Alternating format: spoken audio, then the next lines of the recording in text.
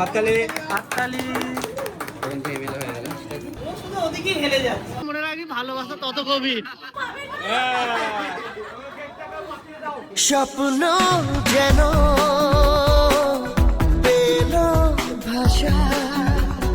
Hello friends, welcome to my new blog. আজকের ব্লগটা হচ্ছে খুবই স্পেশাল ব্লগ, কেননা আজকে হচ্ছে আমার বন্ধুর এঙ্গেজমেন্ট। শুধু বন্ধু বলাটা হচ্ছে ভুল হবে, আমার ছোট্টবেলার পুচকেবেলার বন্ধুর এঙ্গেজমেন্ট। আরে দাদা, বন্ধুর হয়ে যাচ্ছে, তোমারটা কবে হবে গো? আরে হবে হবে, আগে আমার বন্ধুর এঙ্গেজমেন্টটা তো দেখো। ঠিক আছে, চলো এবার বেরোই। তো আর এক সেকেন্ডও টাইম ওয়েস্ট না করে ফটাফট করে চলে এলাম অনিকেতের বাড়ি। আগে হ্যাঁ, আজকে অনিকেতের এঙ্গেজমেন্ট। এসে দেখি অলরেডি ওদের রেজিস্ট্রির প্রসেস শুরু হয়ে গেছে। অনিকেতের মুখে হাসিটা দেখো খালি, যতই হোক একটা নতুন জীবন শুরু করতে চলেছে, হ্যাপি তো হবেই। ডকুমেন্টেশন পর্ব মিটে গেলে এবার হবে মালা বদল। এসব দেখতে দেখতে আমি ভাবছিলাম কত তাড়াতাড়ি আমরা বড় হয়ে গেলাম। কিছুদিন আগে পর্যন্ত ফ্রেন্ডস গ্রুপে অনিকেতের টেক্সট আসতো যে ভাই আজকে আমার জন্মদিন, সবাই চলে আসিস। এখন সেটা হয়ে গেল ভাই আজকে আমার এঙ্গেজমেন্ট, সবাই চলে আসিস।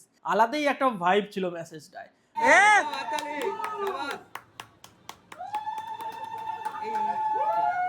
মালা বদলের পর ফ্যামিলিওয়ালা পিক তোলা হয়ে গেলে মিঙ্গেলদের পাশে সিঙ্গেল হয়ে আমিও একটু দাঁড়িয়ে পড়লাম। ওই পাশ থেকে পাড়ার কাকু কাকিমা বলছিল এরপর তাহলে আমার হবে। আমি মুখে যাই বলি না কেন, মনে মনে বললাম তোমাদের মুখে ফুল চন্দন মিষ্টি সব জোরদারভাবে পড়ুক।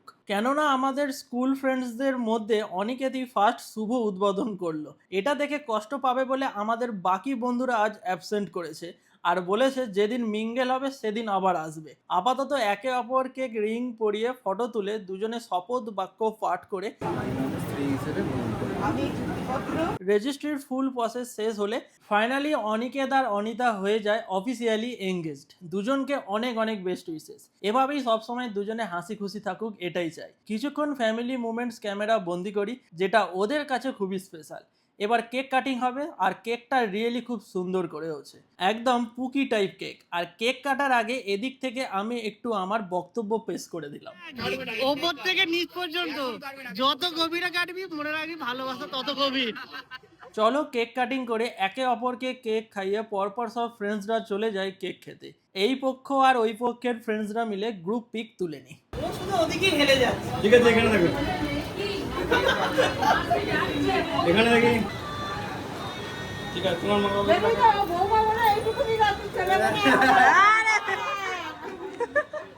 না,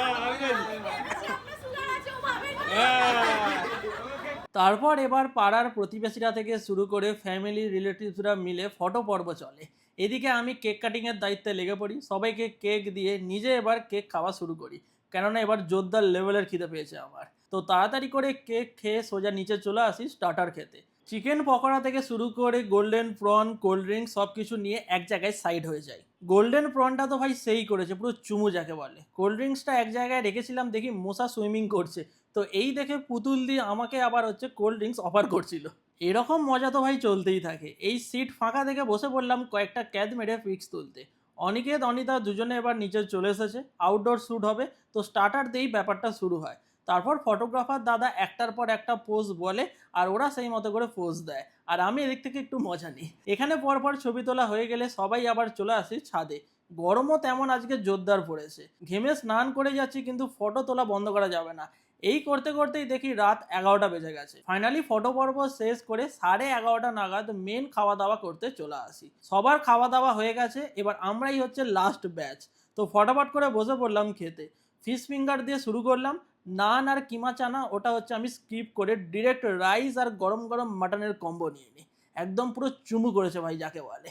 চলো আজকের মতো ব্লগটা এতটাই, আবার দেখা হবে নেক্সট ব্লগে। ততক্ষণে সবাইকে টাটা।